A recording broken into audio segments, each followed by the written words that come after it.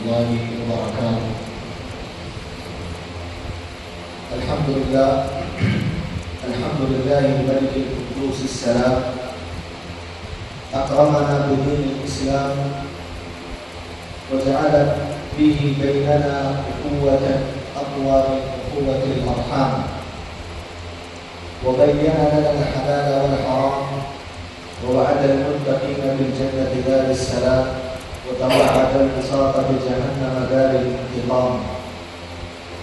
أشهد أن لا إله إلا الله المعبود الحق على الدوام، وأشهد أن محمدا عبده ورسوله المبعوث رحمة للأنام. من التزم سنته واهتدى بها استقام، ومن أعرض عنها تخبط في ليالي الظلام.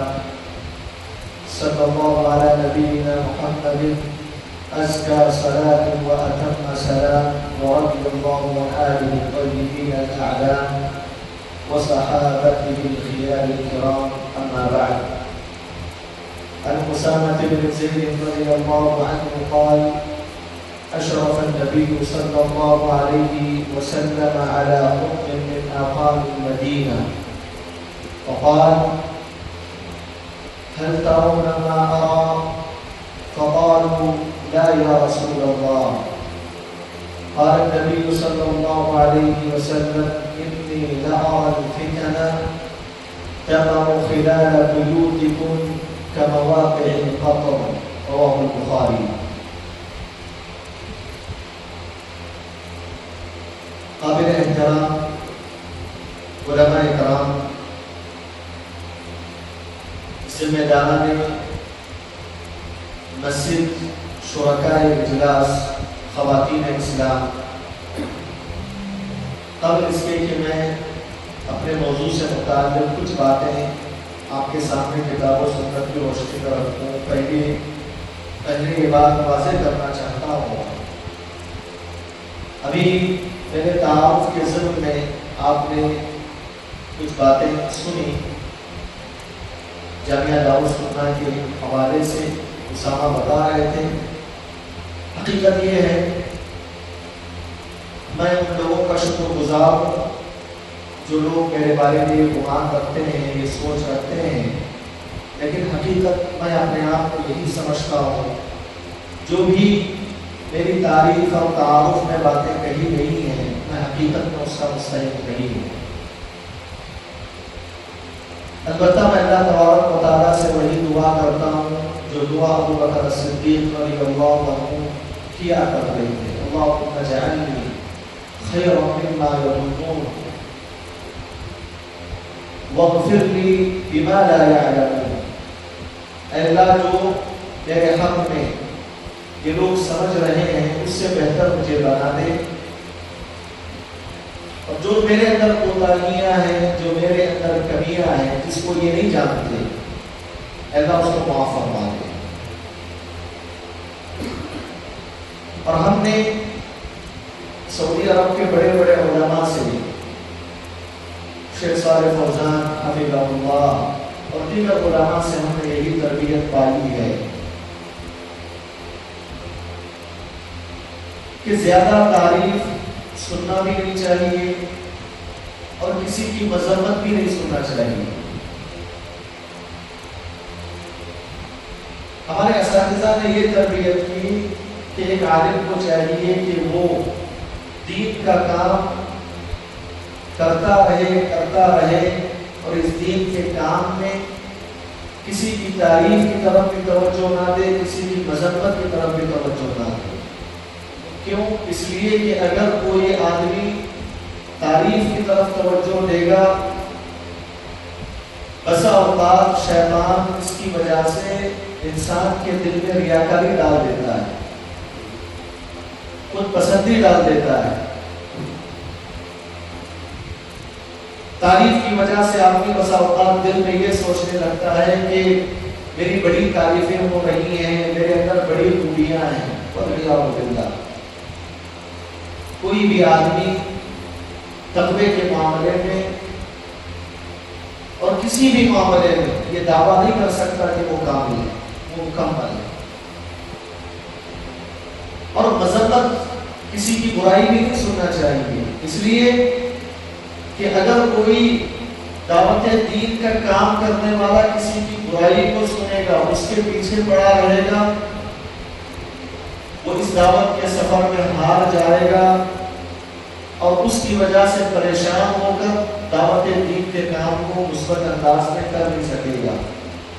یہ نبی کریم صلی اللہ علیہ وسلم کی سیرت طیبہ کا خلاصہ ہے۔ یہ تربیت ہم نے پائی ہے، میں نے مناسب سمجھا کہ آپ کے سامنے بات واضح کروں۔ حضرات، میں نے آج آپ کے سامنے جس موضوع سے متعلق کتاب و سنت کی روشنی میں کچھ باتیں رکھنا چاہتا ہوں، وہ موضوع آپ نے سنا کہ موجودہ دور میں جو فتنے سر اٹھائے ہوئے ہیں اور ان فتنوں سے آج ایک مسلمان کیسے نجات پائے، کیسے کامیابی حاصل کرے، کیسے ان فتنوں سے دور رہے، کیسے ان فتنوں سے اپنے آپ کو، اپنے آنے والی نسل کو محفوظ کر کے اپنے دین و عقیدے کی حفاظت کر کے دنیا اور آخرت میں کامیاب اور کامران بن جائے۔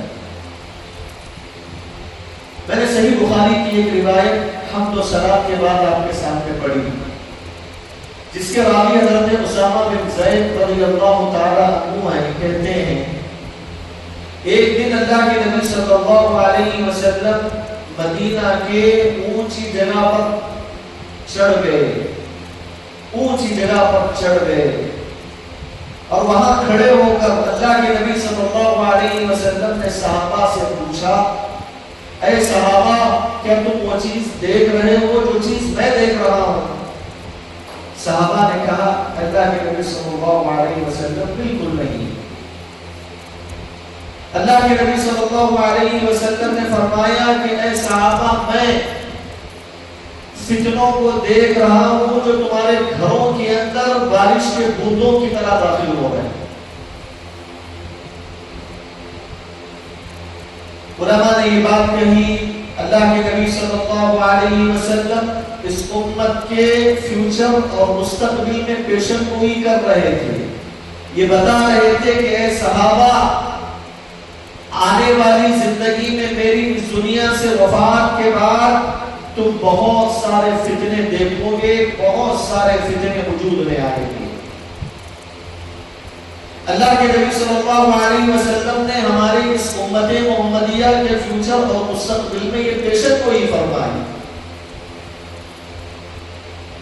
اور حافظ ابن حجر رحمہ اللہ نے کہا، اللہ کے نبی صلی اللہ علیہ وسلم کو اللہ تبارک و تعالیٰ نے اس وقت فتنوں کو دکھایا۔ اللہ کے نبی صلی اللہ علیہ وسلم فتنوں کو اپنے آنکھوں سے دیکھ رہے تھے، صرف زبان سے کہہ نہیں رہے تھے بلکہ دیکھ رہے تھے اپنے آنکھوں سے۔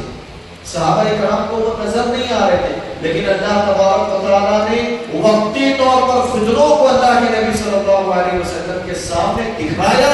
اللہ کے نبی صلی اللہ علیہ وسلم نے اپنے آنکھوں سے فتنوں کو دیکھا اور صحابہ کرام کو اور قیامت کی صبح تک آنے والے کو، سارے امتیوں کو ان فتنوں سے بچے رہنے کے خاطر اللہ کے نبی صلی اللہ علیہ وسلم نے ان فتنوں کے بارے میں آگاہی فرمائی۔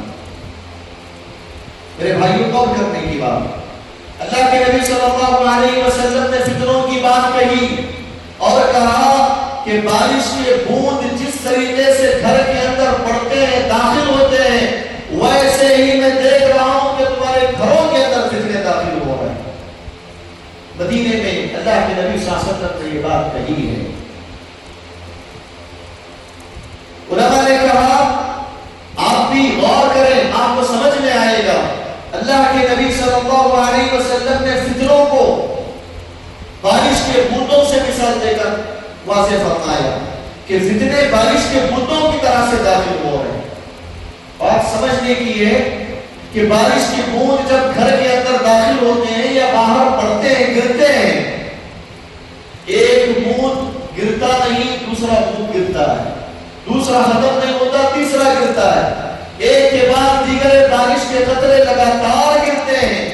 اللہ کے نبی علیہ السلام نے یہی پیغام دینا چاہا کہ جس طریقے سے بارش کے بوند ایک کے بعد دیگر گرتے چلے جاتے ہیں، ویسے ہی تمہارے تمہارے فیوچر اور مستقبل میں فتنے ایک کے بعد دیگرے شروع ہو جائیں گے. ایک فتنہ ختم نہیں ہوگا دوسرا فتنہ جنم لے لے گا, دوسرا ختم نہیں ہوگا تیسرا جنم لے لے گا. تمہارے ہر قدم پہ تمہیں فتنے نظر آئیں گے اور مختلف قسم کے فتنوں کا تمہیں سامنا کرنا پڑے گا.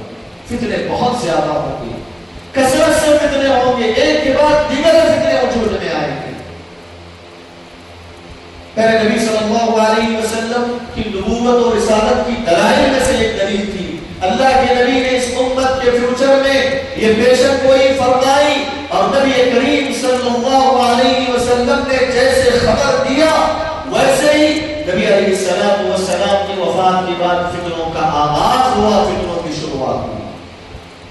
عثمان بن عفان رضی اللہ تعالی عنہ جب خلیفہ بنے, خوارج کا فتنہ وجود میں آیا. عبداللہ ابن سبا یہودی نے تقریباً 3000 یا اس سے زائد افراد کو لیا اور یہ فتنہ پھیلایا, یہ فتنہ عام کیا کہ نعوذ باللہ ابو بکر اور عمر و عثمان یہ تینوں صحابہ نے علی بن ابی طالب رضی اللہ تعالی عنہ پہ ظلم کیا.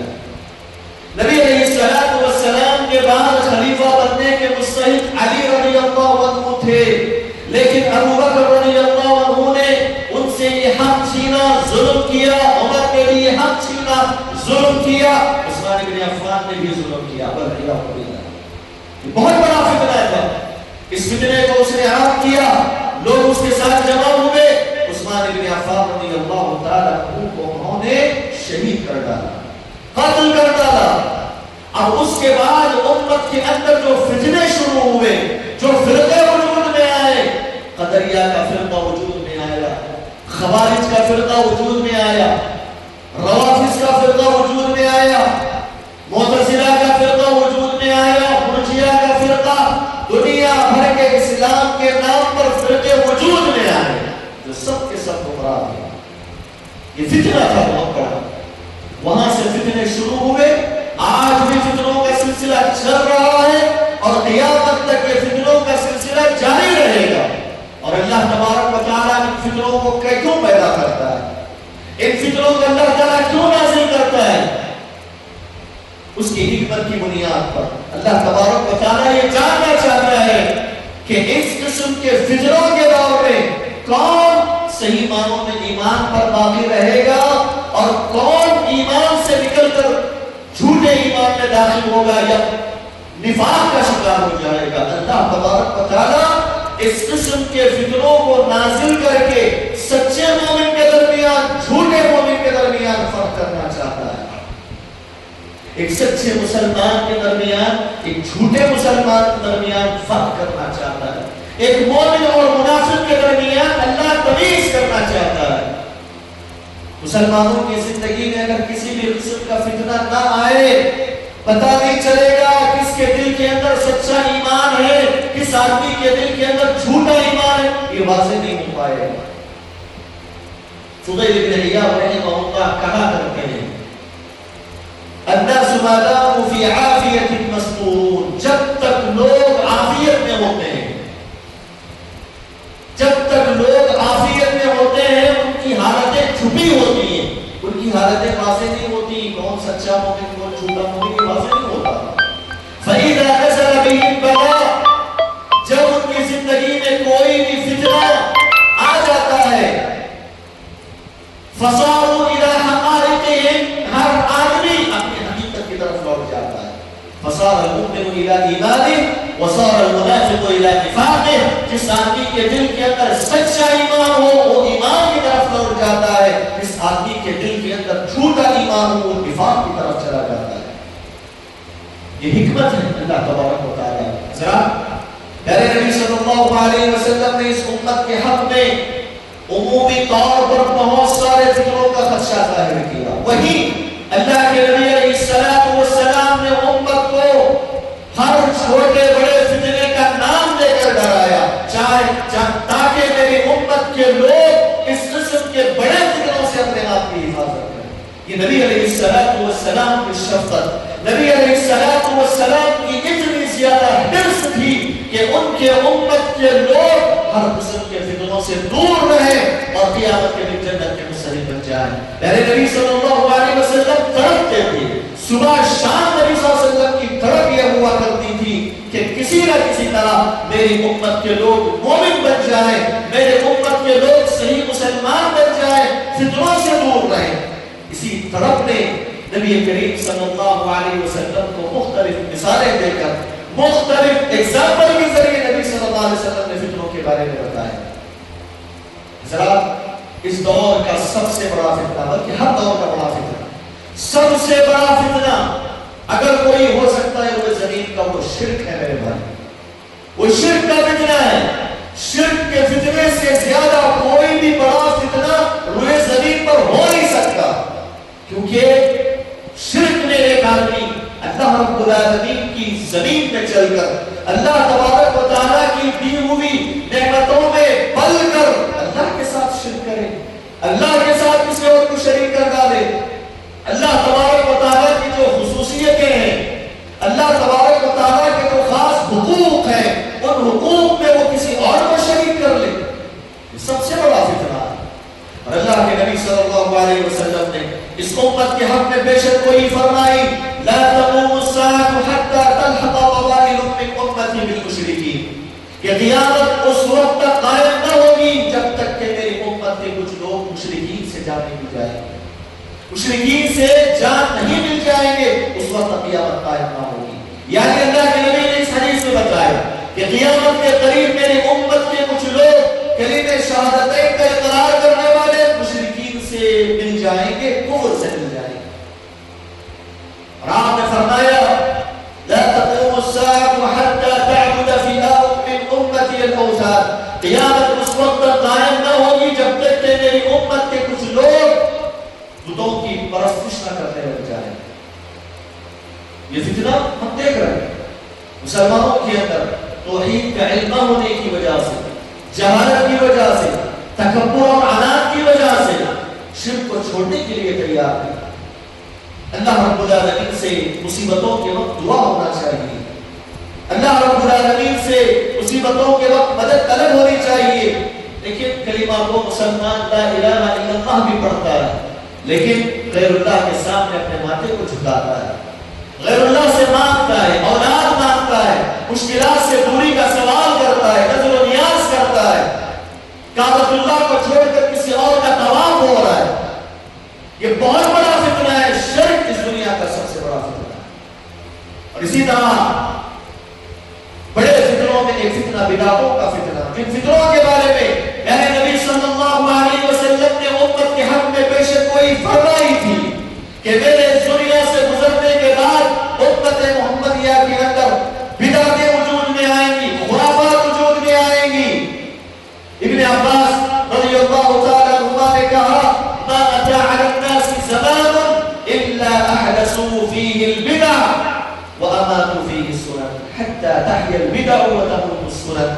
ابن عباس نے کہا کہ لوگوں پر ایک ایسا زمانہ بھی آنے والا ہے جس زمانے میں لوگ بدعتوں کو ایجاد کر لیں گے، خرافات کو ایجاد کر لیں گے، دین کے نام پر، ثواب کے نام پر اپنے من چاہے طریقے اختیار کر کے عبادت سمجھ کے کرنے لگ جائیں گے، جبکہ اس کی دلیل، اس کا پروف نہ کتاب و سنت میں ملے گی اور نہ صحابہ کرام کے عمل سے اس کا ثبوت ملے گا۔ ایسی نئی نئی چیزیں، نتیجہ یہ ہوگا کہ بدعتیں زندہ ہونے لگے گی، نبی کریم صلی اللہ علیہ وسلم کی سنتیں مرنے لگ جائیں گی، سنتوں کو پہچاننے والا کوئی نہیں رہے گا۔ آج ان لوگوں سے پوچھیں جو ہر مہینے کی مناسبت سے بدعتوں میں پڑے ہوئے ہیں، ہر مہینے کی مناسبت سے نئی نئی بدعتیں، آپ ان سے پوچھیں سنتیں کیا ہیں، محرم اور حرام کی مناسبت سے جو بدعتیں انجام دی جاتی ہیں ان سے پوچھیں نبی کریم صلی اللہ علیہ وسلم کی سنت کیا ہے، عاشورہ کے روزے کی فضیلت کیا ہے جو نبی نے بتایا، نہیں بتا پائے۔ وجہ کیا ہے؟ وجہ یہ ہے کہ بعض سلف صالحین کہا کرتے تھے جب انسان کی زندگی میں کوئی بدعت جنم لیتی ہے وہی اللہ تبارک و تعالیٰ اس کی وجہ سے اس کے دل سے سنت کو چھین دیتا ہے۔ جب بدعتیں ایجاد ہونے لگے گی تو سنتیں اللہ تبارک و تعالیٰ چھین لے گا، سنتوں کا علم ختم ہوگا، جو صحیح سنتیں ہیں نبی کریم صلی اللہ علیہ وسلم کی سنتیں۔ زراعت اسی طرح موجودہ دور کے فتنوں میں ایک بڑا فتنہ ہے۔ آج ہم جو دیکھ رہے ہیں وہ فتنہ ارتداد ہے، ارتداد کا فتنہ۔ آج ہماری عصری تعلیم پڑھنے والی لڑکی لڑکیاں، لڑکے اور لڑکیاں کالجز کی لائف میں، کالجز کی زندگی میں علم دین نہ ہونے کے نتیجے میں ناجائز تعلقات قائم کر کے دین کا سودا کر رہی ہیں، دین کو بیچ رہی ہیں۔ یہ الگ بات ہے کہ میڈیا والے بہت بڑھا کے پیش کرتے ہیں تاکہ مسلمانوں کو کمزور بنایا جائے، مسلمانوں کی ہمت کو توڑا جائے، مسلمانوں کو غمزدہ کیا جائے، خوف میں مبتلا کیا جائے۔ اس قسم کے مقاصد کے خاطر ہمارا دشمن میڈیا بسا اوقات 2-3 مرتد ہوتے ہیں تو ہزاروں کی تعداد میں بتاتے ہیں۔ میڈیا کون سا سچا ہے؟ کس حیثیت سے اس پر اعتماد کیا جاتا ہے؟ لیکن یہ بات حقیقت ہے کہ کہیں نہ کہیں صحیح معنوں میں ہماری نوجوان لڑکی اور لڑکیاں اسلام سے مرتد ہو رہی ہیں۔ عورتوں کا بہت بڑا فتنہ ہے میرے بھائی۔ اللہ کے نبی علیہ السلام نے کہا میری امت کے حق میں سب سے زیادہ جس فتنے کا مجھے ڈر ہے وہ عورتوں کا فتنہ ہے۔ عورتوں کے فتنے میں پڑھ کر انسان اپنے دین و عقیدے کو بیچ دیتا ہے، اسلام سے مرتد ہونے کے لیے تیار ہو جاتا ہے۔ اسلام اتنی عظیم نعمت ہے، اس نعمت کو چھوڑنے کے لیے بھی تیار ہو جاتا ہے۔ ایک واقعہ میں آپ کے سامنے رکھتا ہوں۔ امام ابن الجوزی رحمہ اللہ، امام قرطبی رحمہ اللہ اور دیگر علماء نے اس واقعے کو نقل کیا ہے۔ مصر میں ایک آدمی تھا جو مؤذن تھا، اذان دینے والا، نیک آدمی، اذان دینے والا۔ ابن الجوزی کے بطور 40 سال سے اذان کا فریضہ انجام دے رہا ہے۔ ایک مرتبہ اذان دینے کے لیے مسجد کے چھت کے اوپر چڑھتا ہے، اچانک اس کی نظر ایک نصرانی عورت پہ پڑتی ہے، ایک نصرانی خاتون پہ اس کی نظر پڑتی ہے۔ ایک نظر میں اس کی محبت میں وہ پھنس جاتا ہے، اس کی غلط محبت کا شکار ہو جاتا ہے۔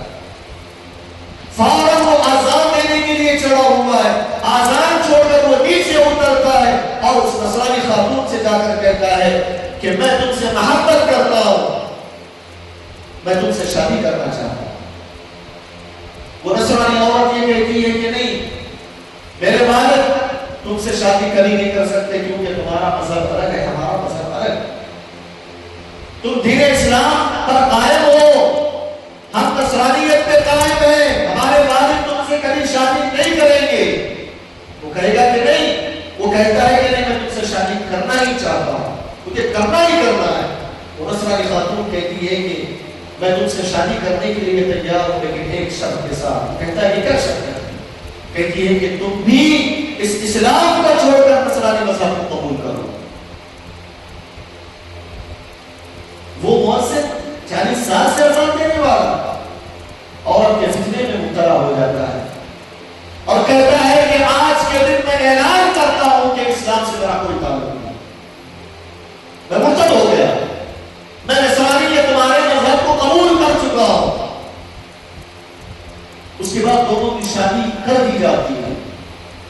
امام قرطبی رحمہ اللہ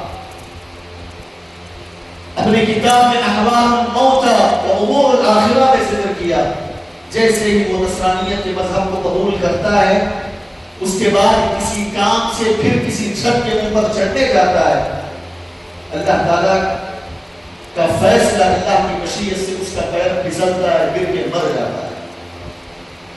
نہ اسلام ملا، نہ وقتی طور پر جس عورت کے فتنے میں مبتلا تھا نہ وہ ملا، نہ اسلام ملا، بلکہ وہ اسلام سے مرتد ہو کر اس دنیا سے رخصت ہو جاتا ہے اور ہمیشہ کے لیے جہنم میں چلا جاتا ہے۔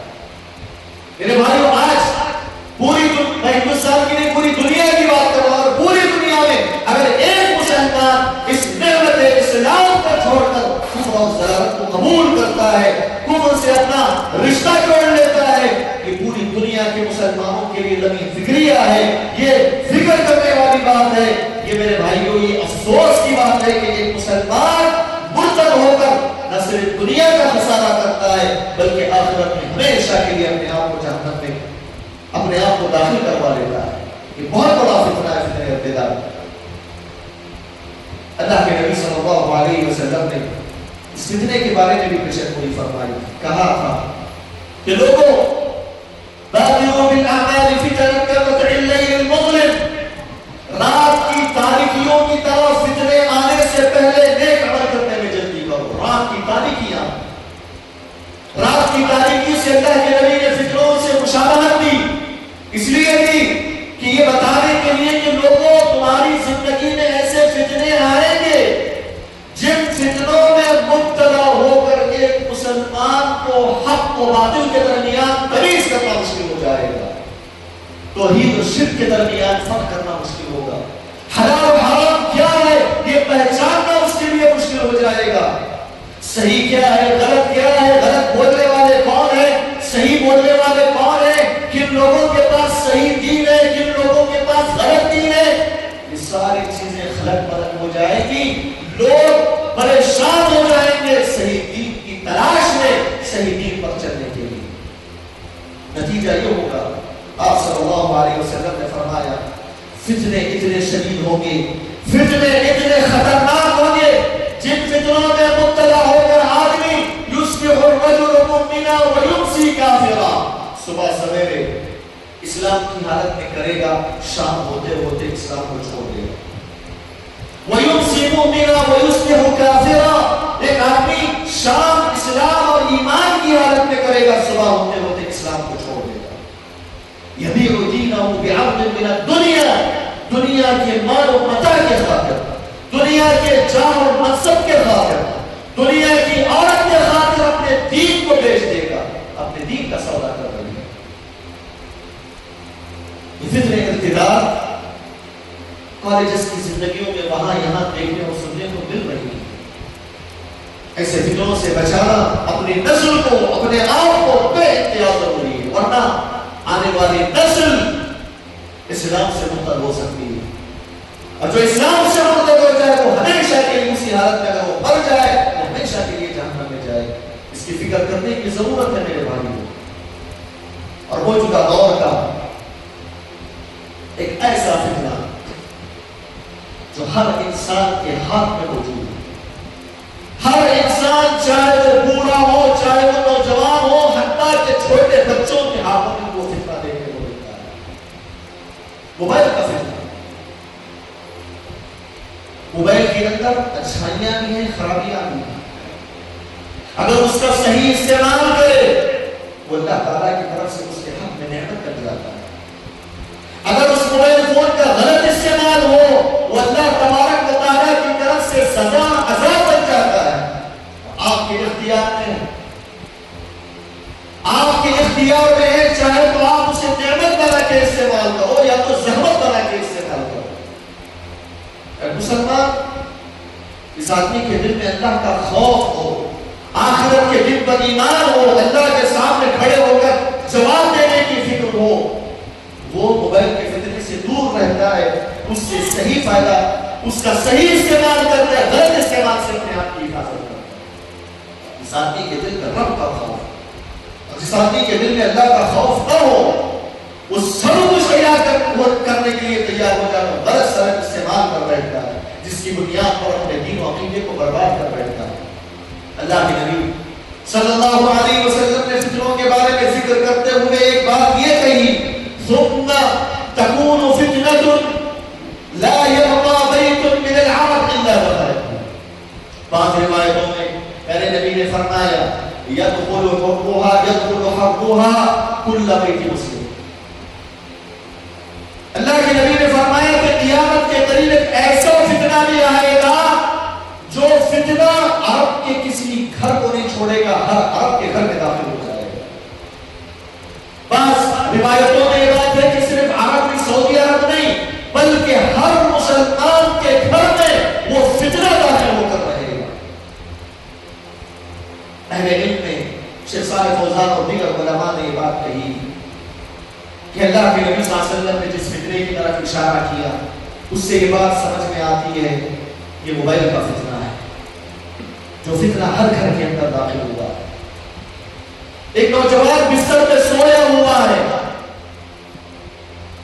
کوئی فتنہ بظاہر نظر نہیں آ رہا اس کو، لیکن موبائل میں دنیا بھر کے فتنے موجود ہیں، دنیا بھر کی خرابیاں موجود ہیں، دنیا بھر کا شر موجود ہے،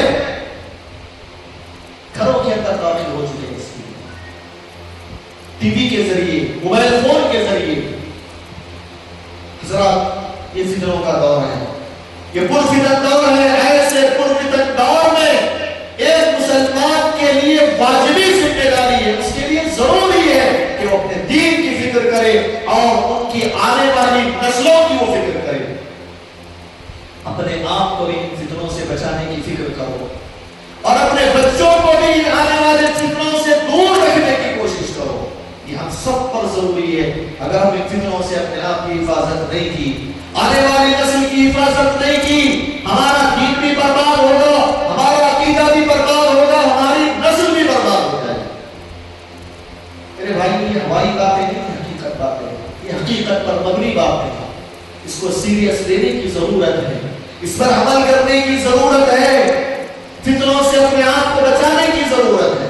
اسلامی شریعت کی خصوصیت یہ ہے کہ اسلام جہاں بیماری کے بارے میں بتاتا ہے، یہ فلاں بیماری ہے، اس بیماری سے یہ تمہیں نقصان پہنچے گا، وہیں اسلامی شریعت کی خصوصیت یہ بھی ہے، اس کا علاج بھی بتاتا ہے، اس کا سلوشن بھی بتاتا ہے، اس کا حل بھی بتاتا ہے اسلام۔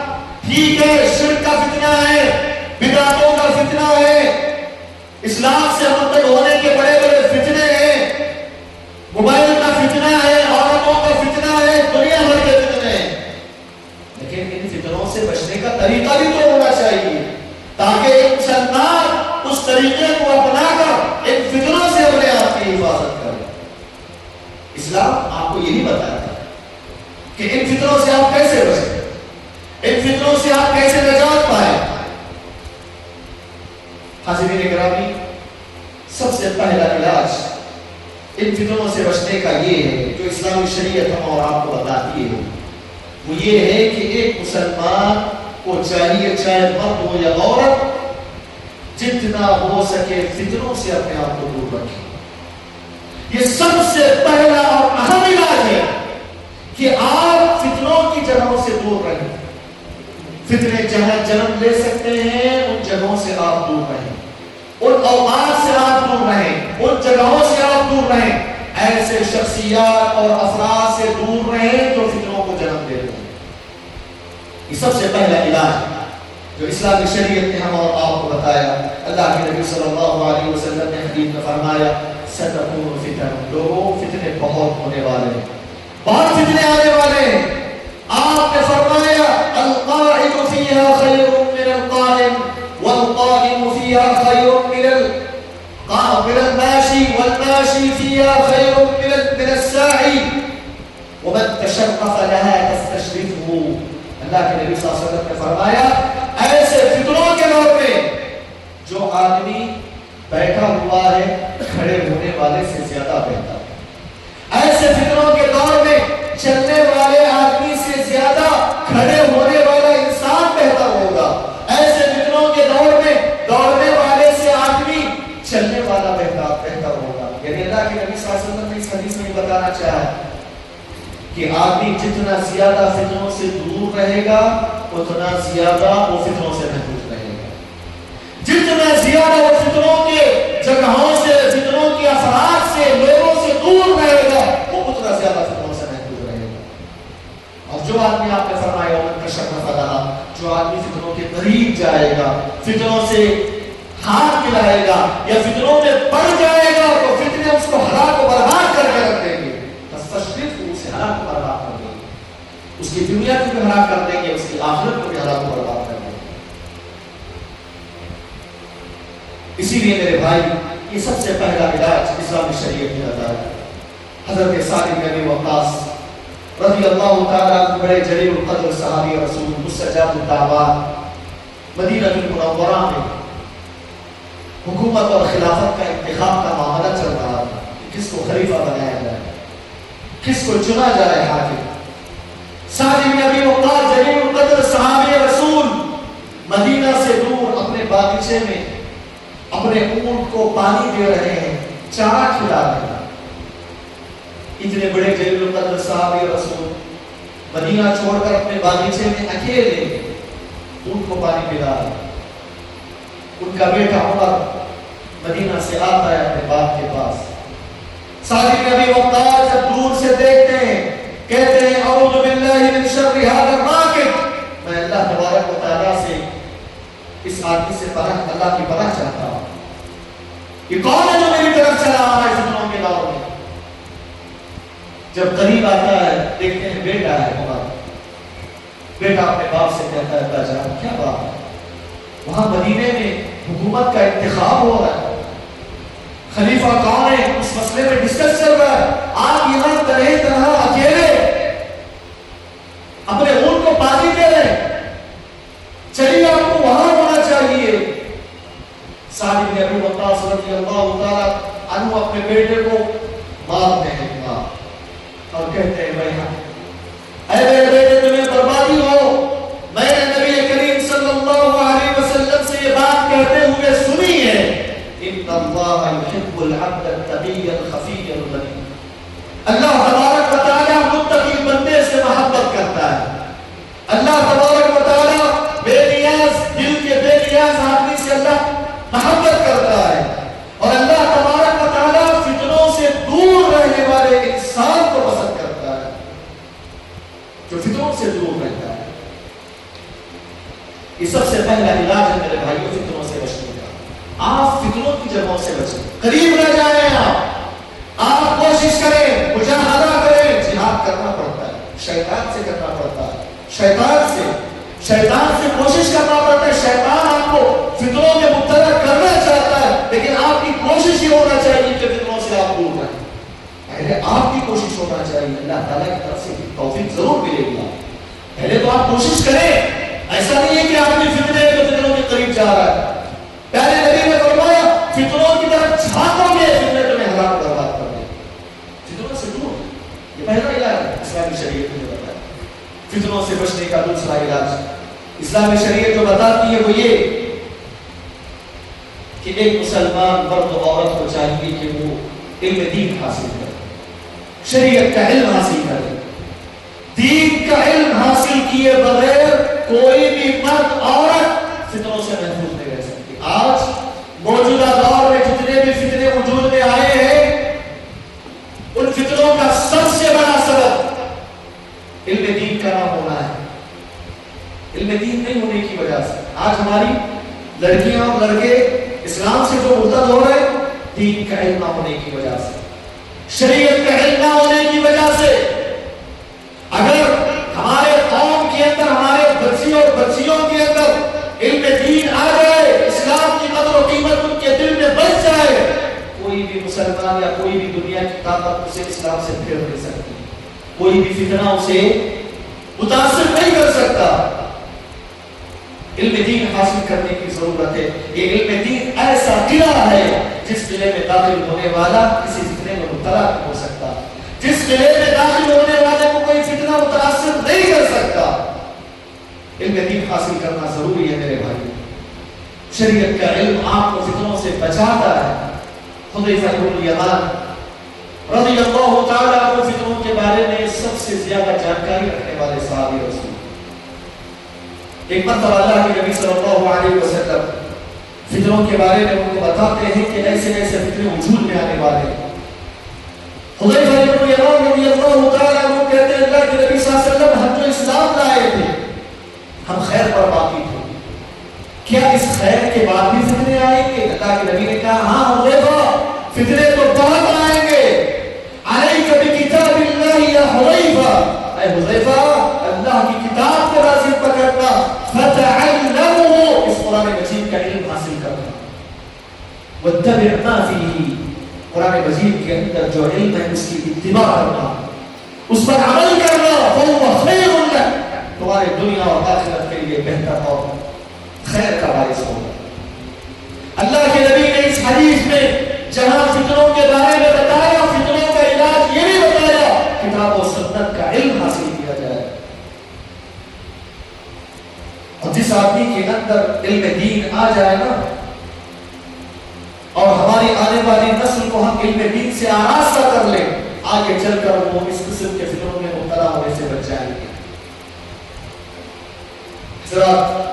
فطروں سے بچنے کا ایک علاج اسلامی شریعت ہم آپ کو یہ بھی بتاتی ہے، ایک مسلمان ہونے کی حیثیت سے اگر آپ اپنے آپ کو، اپنے آنے والی نسل کو فطروں سے بچانا چاہتے ہیں، اس کا علاج یہ ہے کتاب اللہ، سنت رسول صلی اللہ علیہ وسلم کو لازم پکڑ لیں، خود بھی پکڑ لیں، آنے والی نسل کو بھی کتاب و سنت کا انتظام کرنے والا، کتاب و سنت پر چلنے والا ہوتا ہے۔ اور اللہ کی قسم، جو آدمی کتاب اللہ سنت رسول کو لازم پکڑ لے، اپنے زندگی کے تمام تر معاملات کتاب اللہ سنت رسول کے مطابق حل کرنے لگ جائے، تو کسی بھی فتنے سے متاثر نہیں ہو سکتا۔ یہ اللہ کے نبی صلی اللہ علیہ وسلم کی گواہی ہے۔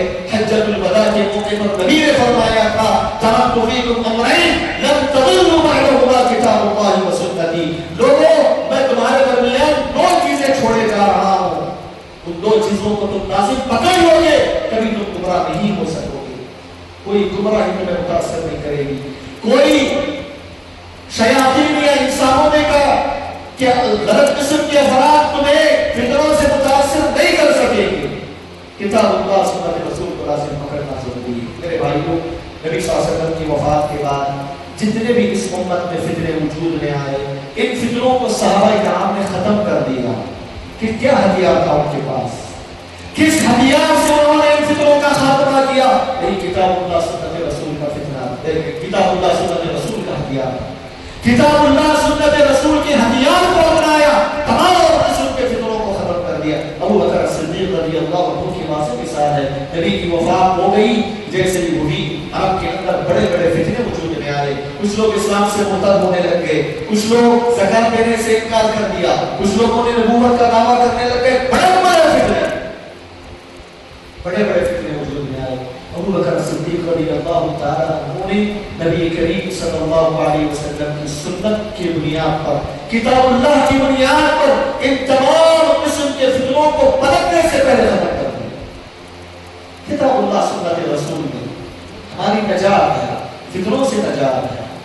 اسی لیے امام مالک رحمہ اللہ کہا کرتے، السنت مثل سفینۃ نوح، پیارے نبی صلی اللہ علیہ وسلم کی سنتیں، پیارے نبی صلی اللہ علیہ وسلم کی باتیں اور احادیث مبارکہ یہ نوح علیہ السلام کی کشتی کی طرح سے، فمن رکبها نجا ومن تخلف عنها فقد غرق، جو آدمی اس میں سوار ہو گیا وہ کامیاب ہو گیا، وہ بچا لیا اپنے آپ کو، اور جس نے اس سواری میں اس کشتی پہ سوار نہیں ہوا وہ غرق ہو گیا، ہلاک برباد ہو گیا۔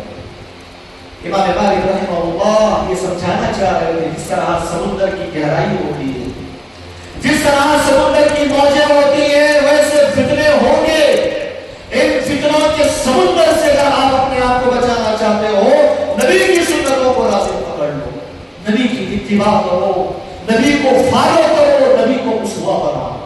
آج ہمارا نوجوان کھلاڑی کو اسوہ بناتا ہے، کسی فلمی ایکٹر کو نمونہ بناتا ہے، وہ خود اس لائق ہے کہ ان کی تربیت کی جائے، وہ خود اس لائق ہے کہ ان کی صحیح تربیت کی جائے۔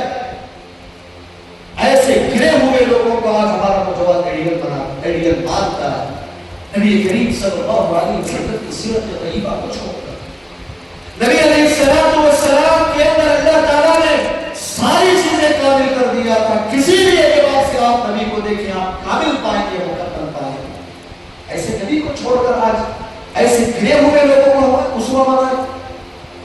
آج فتنوں کا ایک سبب یہ بھی ہے، اس قسم کے فلمی ایکٹرز کو، کھلاڑیوں کو آئیڈیل ماننے کی وجہ سے فتنوں کے قریب جا رہے ہیں ہمارے لوگ، کیونکہ ان کے پاس فتنے ہی ہیں، وہ خود لوگ فتنہ پیدا کرنے والے ہیں، فحاشی پھیلانے والے ہیں، فحاشی بہت بڑا فتنہ ہے۔ ایسے فتنے پرور لوگوں کو آج ہمارا نوجوان آئیڈیل مانتا ہے، بھلا کیسے وہ فتنوں سے دور رہ سکتا ہے؟ ایسے لوگوں کو آئیڈیل مان کر یہ کیسے گارنٹی دی جا سکتی ہے کوئی فتنوں سے محفوظ نہیں رہے گا؟ ضرور وہ فتنوں میں پڑے گا۔ نبی کریم صلی اللہ علیہ وسلم کے اسوے کو اپناؤ، نبی علیہ السلام کو قابل اتباع مان کر ان کی اتباع کرو، ہر قسم کے فتنوں سے محفوظ ہو جاؤ۔ یہی پیغام تھا امام مالک رحمہ اللہ کا جو انہوں نے دیا۔ حاضرین گرامی، فتنوں سے بچنے کا ایک اہم علاج اسلامی شریعت یہ بھی بتاتی ہے، ایک مسلمان کو چاہیے کہ مسلمان صحابہ کرام رضوان اللہ علیہم اجمعین کے طریقے پر چلے، صحابہ کرام رضوان اللہ علیہم اجمعین کے منہج کو لازم پکڑ لے۔ صحابہ کرام رضوان اللہ علیہم اجمعین نے، صحابہ کون ہیں؟ صحابہ وہ لوگ جنہوں نے نبی کریم صلی اللہ علیہ وسلم سے ایمان کی حالت میں ملاقات کی اور ایمان کی حالت میں ان کی وفات ہوئی، اور نبی کریم صلی اللہ علیہ وسلم سے انہوں نے دین لیا، دین سیکھا، دین سمجھا، دین پر عمل کیا، اس دین کو بعد میں آنے والوں تک پہنچایا، یہ صحابہ۔ اور کتاب اللہ سنت رسول صلی اللہ علیہ وسلم کو صحابہ کرام کے طریقے کے مطابق سمجھنا، ان کے طریقے کے مطابق عمل کرنا، ان کے طریقے کے مطابق کتاب و سنت کو پہنچانا، یہ ہے صحابہ کرام کا منہج، یہ ہے صحابہ کرام کا طریقہ۔ اس کو لازم پکڑ لو، فتنوں سے نجات پا جاؤ گے۔ اللہ کے نبی صلی اللہ علیہ وسلم نے بات بیان فرمائی، کسی اور کی بات نہیں، صحابہ کی منہج کی ہم بات کرتے ہیں، اور یہی وہ صحابہ کرام کا طریقہ ہے جو غلط فرقوں میں اور صحیح فرقے میں فرق کرتا ہے۔ یہ بتاتا ہے کہ صحابہ کرام کا منہج اور طریقہ فرق کرتا ہے کہ کون باطل پر ہے اور کون حق پر ہے، کیونکہ ہر فرقہ آج کتاب اللہ سنت رسول کا دعویٰ کرتا ہے، کہتا ہے کہ ہم کتاب اللہ سنت رسول کی طرف بلانے والے، ہماری اتباع کرو، ہماری جماعت صحیح ہے، ہماری جمعیت صحیح ہے، ہماری تنظیم صحیح ہے، ہم حق کی دعوت دے رہے ہیں، ہم کتاب اللہ، ہر کوئی کتاب اللہ سنت رسول کا دعویٰ کرتا ہے، لیکن آپ کیسے پہچانیں گے کہ کون باقی معنوں میں کتاب اللہ سنت رسول کی طرف بلا رہا ہے اور کون ہے جو کتاب اللہ سنت رسول کا جھوٹا دعویٰ کر کے جہنم کی طرف دعوت دے رہا ہے؟ کیسے پتا چلے گا؟ اس کے معلوم کرنے کا طریقہ نبی نے بتایا، نبی نے بتایا، آپ نے فرمایا ستفترق امتی علی 73 فرقہ کلھا فی النار الا واحدہ، اس امت میں 73 فرقے وجود میں آئیں گے، سب کے سب جہنم میں جائیں گے سوائے ایک کے۔ صحابہ نے پوچھا کون ہے اللہ کے نبی وہ فرقہ جو ایک جنت میں جائے گا تاکہ ہم بھی اس کی پیروی کر کے جنت میں چلے جائیں؟ نبی صلی اللہ علیہ وسلم نے کیا فرمایا؟ ما انا علی مثلی علیہ اليوم اصحابی، جس دین پر، جس طریقے پر آج میں باقی ہوں اور میرے صحابہ باقی ہیں۔ نبی نے صرف یہ نہیں کہا کہ میں باقی ہوں، بلکہ نبی نے کیا کہا؟ میں ہوں اور میرے صحابہ ہیں۔ معلوم یہ ہوا کہ نبی علیہ السلام کی سنتوں کو، آپ کی احادیث مبارکہ کو صحابہ کے طریقے کے مطابق سمجھنا ہے، اپنی عقل کی بنیاد پر نہیں، من چاہے طریقے سے نہیں۔ مجھے جو ذہن میں آیا میں نے قرآن کی تفسیر کر دی، میرے ذہن میں جو بات آ گئی میں نے حدیث کی تشریح کر دی، وہی لوگوں کو بتا دیا، وہی بتایا کہ وہی حق ہے، یہ گمراہی ہے میرے بھائی، یہ گمراہی ہے۔ صحابہ نے جیسے سمجھا اس کی اتباع کرو، یہ قرآن اور حدیث نے ہمیں تعلیم دی ہے، قرآن اور حدیث نے ہمیں یہ حکم دیا ہے کہ صحابہ کرام کے طریقے کو لازم پکڑ لو۔ پیارے نبی نے فرمایا فَإِنَّهُ مَن يَعِشْ مِنكُم بَعْدِي فَسَيَرَى اخْتِلَافًا كَثِيرًا فَعَلَيْكُم بِسُنَّتِي وَسُنَّةِ الْخُلَفَاءِ الرَّاشِدِينَ الْمَهْدِيِّينَ تَمَسَّكُوا بِهَا وَعَضُّوا عَلَيْهَا بِالنَّوَاجِذِ۔ میرے اس دنیا سے گزرنے کے بعد فتنے بہت آئیں گے، فرقے وجود میں آئیں گے، ان فتنوں اور فرقوں سے اپنے آپ کو بچانا چاہتے ہو، ایک ہی طریقہ ہے، میرے طریقے کو لازم پکڑ لو، میرے صحابہ کے طریقے کو لازم پکڑ لو۔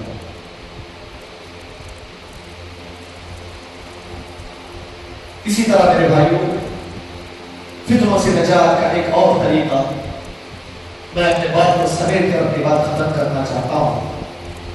فتنوں سے نجات اور بچنے کا ایک طریقہ اسلام شریعت جو ہمیں دیتا ہے وہ یہ بھی ہے، اس وقت جو کتاب اللہ سنت رسول کو صحابہ کرام کی سمجھ اور فہم کے مطابق جو دین سمجھا رہے ہیں، ایسے علماء سے تعلق قائم کیا جائے، صحیح منہج کے علماء سے تعلق قائم کیا جائے، ان سے علم لیا جائے، ان کی مجلسوں میں بیٹھا جائے، ان سے استفادہ کیا جائے، ان کے صبح و شام کے دروس کو لازم پکڑا جائے، یہ فتنوں سے نجات کا ذریعہ ہے۔ یہ علم دین حاصل کرنے کا ذریعہ بھی ہے، فتنوں سے نجات کا بھی ذریعہ ہے۔ علماء سے صحیح علماء غلط قسم کے بھی ہوتے ہیں، علماء باطل قسم کے بھی ہوتے ہیں جو سوشل میڈیا پہ آ کر اسلام کا نام لے کر دنیا بھر کے فتنوں کو عام کر رہے ہیں۔ صحیح علماء، اور یہ کیسا پتہ چلے گا کہ کون کتاب اللہ سنت رسول کو فہم صحابہ کے مطابق سمجھا رہا ہے، کون نہیں سمجھا رہا ہے؟ کیسے معلوم کریں گے آپ خود سے معلوم کریں گے؟ آپ کے پاس کیا علم ہے کہ اس بنیاد پر آپ کسی کو تولیں کہ کون واقعی معنوں میں صحیح عالم ہے، کون باطل عالم ہے؟ ایک عام انسان کو نہیں پتا چلے گا، یہ کون بتائیں گے؟ علماء ہی بتائیں گے۔ آپ اگر سوشل میڈیا میں کسی کو سننا چاہتے ہیں، آپ پہلے علماء کو پوچھیں، صحیح منہج کے علماء کو پوچھیں کہ وہ بولنے والا جو سوشل میڈیا میں آ کر بول رہا ہے کہ واقعی کتاب اللہ سنت رسول کو فہم صحابہ کے مطابق سمجھا رہا ہے یا نہیں سمجھا رہا؟ یہ علماء اس کو دیکھ کر بتائیں گے کہ ہاں یہ صحیح عالم ہے، اس سے علم حاصل کرو۔ اگر صحیح منہج کے علماء آپ کو بتائیں گے کہ ہاں یہ صحیح عالم ہے، اس سے علم حاصل کرو۔ اگر وہ یہ بتائیں کہ نہیں ان سے علم حاصل نہ کرو، ان سے علم حاصل نہ کرو، کیونکہ ایک صحیح عالم ہی بہتر بتا سکتا ہے کہ کون سا عالم ہے جس سے علم لیا جائے، کون سا عالم ہے جس سے علم نہ لیا جائے۔ پیارے نبی نے فرمایا تھا قیامت کے قریب دعاتن علی ابواب جہنم، جہنم کے دروازوں پہ بیٹھ کے لوگ اسلام کا نام لے کر، اسلام کا داعی بنا کر تم کو جہنم کی طرف بلائیں گے۔ فمن اجابهم الیہا توافوه فیہ، جو آدمی ان کے پیچھے چلا جائے گا، ان کی پیروی کرے گا، ان کی باتوں کو سنے گا، وہ جہنم میں لے کر چلے جائیں گے۔ یہ نبی نے بتایا۔ سوشل میڈیا میں ہر کسی کی بات نہ سنیں، انہی کی بات سنیں جو کتاب اللہ سنت رسول کو صحیح طریقے کے مطابق دے رہا ہے، بتا رہا ہے، اور یہ علماء سے تعلق قائم کر کے آپ معلوم کر سکتے ہیں۔ پہلے نبی صلی اللہ علیہ وسلم نے فرمایا البرکۃ مع اکابرکم، لوگوں برکت تمہارے بڑے لوگوں میں، یعنی علماء میں، جن کے پاس دین کا صحیح علم ہے، ان کے پاس برکت ہے، یعنی عمل ان کے علم کی جو برکت ہے ان کے پاس ہے۔ اس برکت کو یاد رکھو، ان کی مجلسوں کو لازم پکڑو، فتنوں سے تمہیں نجات ملے گی۔ اور آخری بات میرے بھائیوں، فتنوں سے نجات پانے کا ان تمام چیزوں کے بعد ایک اہم چیز جو آپ اپنے ذہن و دماغ میں رکھے ہوئے ہے، ہمیشہ اللہ تبارک و تعالیٰ سے دعائیں کرتے رہے۔ اللہ تبارک و تعالیٰ سے ہر دعا میں فتنوں سے نجات کا سوال کریں، فتنوں سے حفاظت اللہ سے مانگیں۔ جب بھی تمہارا ہاتھ اللہ تبارک و تعالیٰ کی بارگاہ میں اٹھے تو فتنوں سے نجات کا سوال بن کر اٹھے، فتنوں سے حفاظت کا سوال بن کر اٹھے۔ یعنی نبی صلی اللہ علیہ وسلم صحابہ سے کہا کرتے تعوذوا باللہ من الفتن ما ظہر منها ما بطن، اے صحابہ ہر قسم کے ظاہری، چھپے ہوئے اور دکھنے والے ہر قسم کے فتنوں سے اللہ کی پناہ طلب کرو۔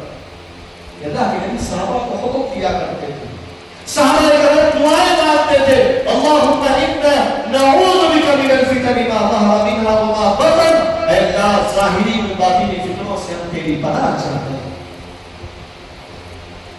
دعاؤں کا بڑا اثر ہوتا ہے میرے بھائیوں، دعاؤں کا بڑا کردار ہوتا ہے۔ آپ اپنے حق میں دعا کریں، آنے والی نسل کے حق میں دعا کریں۔ دعا کو معمولی نہ سمجھیں، دعا مومن کا ہدیہ ہوتا ہے۔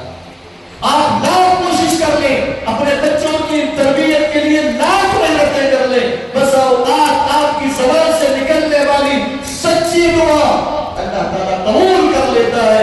اس دعا کی برکت سے آپ کو بھی اللہ تعالیٰ فتنوں سے بچا لیتا ہے، آنے والی نسل کو بھی اللہ تعالیٰ فتنوں سے بچا لیتا ہے۔ میرے نبی صلی اللہ علیہ وسلم کی دعاؤں میں دعا ہوا کرتی تھی، اس دعا کو ہمیشہ یاد رکھنا اور کرتے رہنا۔ میرے نبی صلی اللہ علیہ وسلم دعا مانگتے تھے اللہم ان اردت بعبادک فتنة فاقبضنی الیک غیر مفتون، اے اللہ اگر تو تیرے بندوں میں سے کسی بندے کو فتنے میں مبتلا کرنے کا ارادہ کر لے، اے اللہ مجھے اس حالت میں اس دنیا سے اٹھا لے کہ میں فتنوں سے بالکل دور رہوں، فتنوں سے مجھے بچا کر اللہ تیرے پاس بلا لے، مجھے موت کے تو فتنوں سے بچا کر اللہ مجھے موت دینا، فَقْبِضْنِي إِلَيْكَ غَيْرَ مَفْتُونٍ۔ پیارے نبی صلی اللہ علیہ وسلم کی دعاؤں کی دعا ہوا کرتی۔ حضرات فتنے بہت خطرناک ہیں، اپنے آپ کو فتنوں سے بچانے کی کوشش کریں، اپنے آنے والی نسل کو فتنوں سے بچانے کی کوشش کریں۔ اللہ تبارک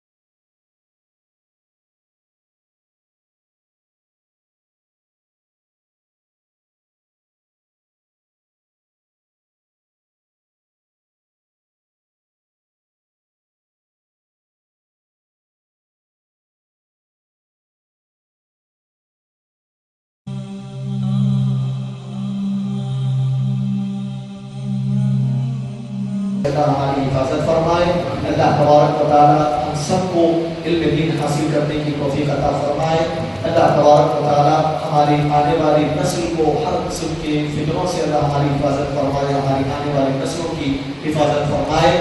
آخر میں اس مسجد کے ذمہ داران کا اور یہاں کے علماء کا اور آپ تمام لوگوں کا دل کی گہرائیوں سے شکر گزار ہوں کہ آپ لوگوں نے یہاں مجھے آنے کا موقع دیا اور آپ کے سامنے کتاب اللہ سنت رسول صلی اللہ علیہ وسلم کے حوالے سے کچھ اہم نصیحتیں رکھنے کا موقع دیا۔